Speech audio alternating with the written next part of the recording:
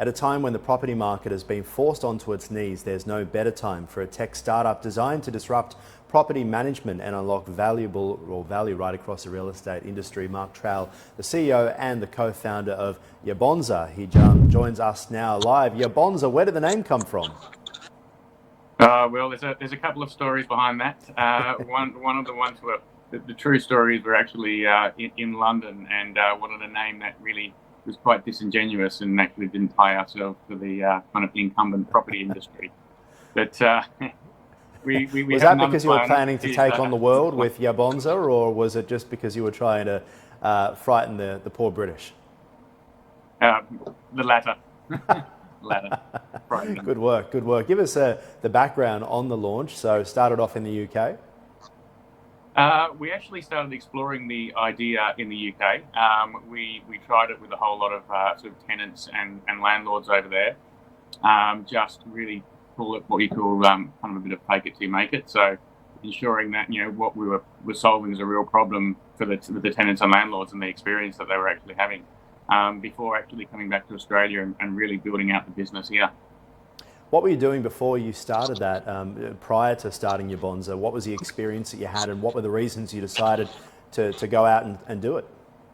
Yeah, look, I've had quite a long association with the property industry. I've been in and around it for about 27 years. I actually started out as a property manager myself here in Australia, and also likewise in the UK, before actually running a lot of large technology programs for a lot of investment and commercial banks. More recently, that was actually running technology programs for Macquarie Bank. And sort of it being in and around the industry for such a long time, it was industry that hadn't really changed, even from the 27 years ago when I started in it.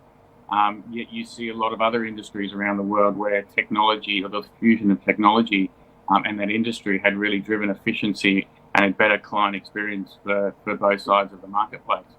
And it was just really that time for that generational change. As I said, I was working for Macquarie at that time, and doing a lot with the real estate industry there. You could see that there was the opportunity that existed. So right now we talk about opportunity. There's obviously a lot of concern about renters and also landlords at a time like this. What do you think the government should be doing at the moment? It's an interesting question. I mean, I hear your presenter just beforehand talking about the way that they're looking at the renters and providing them assistance packages. I have my own personal view on this, which I think we've really got to get to the root cause of the problem, which is really keeping people in jobs. If you look at the assistance packages, I think that the government's pulling in, I think there is a lot of kind of very band-aid solutions. I think the main thing we need to really do is keep people in work.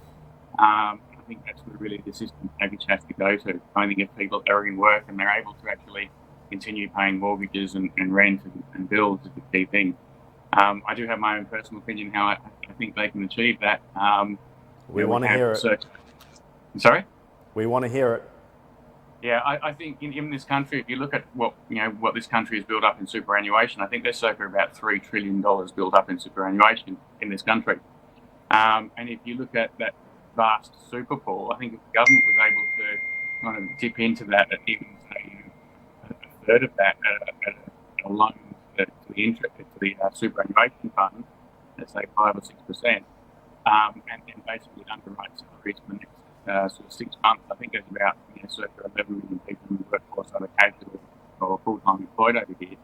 That would probably be enough to pretty much underwrite salaries, if there was a cap at, say, 150K in there for about the next 6 months. I think that would give people a lot of relief. They'd be able Does that put the problem onto people though? I mean, this is an issue that if you could sue the government, you'd probably ask them why they kept the borders open is one side, and for people to have to dip out of their own savings for retirement to pay for an issue that may or may not have been handled well by our governments, or in fact governments right around the world, there'll be some who say it's not my fault, it's not my problem, why should I have to pay for this? This is a government issue. I agree, but I think at the same time, if it's a loan that the government takes from a superannuation fund, and if they're paying that between say 6 and 8%, it could actually be a benefit to those super funds. Oh, I see. So you're suggesting that in fact the government would be borrowing the money from our funds to be able to help us out and then paying us back over time. Correct. That's a great idea. I think that's the thing, right? You want to keep people in jobs. I think that's the main thing. If you can give that a surety, and then if you look at the other end of this, say circa 3 to 6 months coming out the other side, people would have been paid. They probably wouldn't have been able to spend a lot in terms of on discretionary spending, and then we possibly have a boom in the economy at the other end in 6 months' time when people have built up those savings. Property is really difficult at the moment. Obviously, no open house inspections. It's affecting all sides of the property market too, and a lot of tech startups as well. How are you guys faring right now?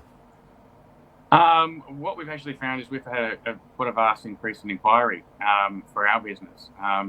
It's something that we were sort of positioned for before this crisis took hold.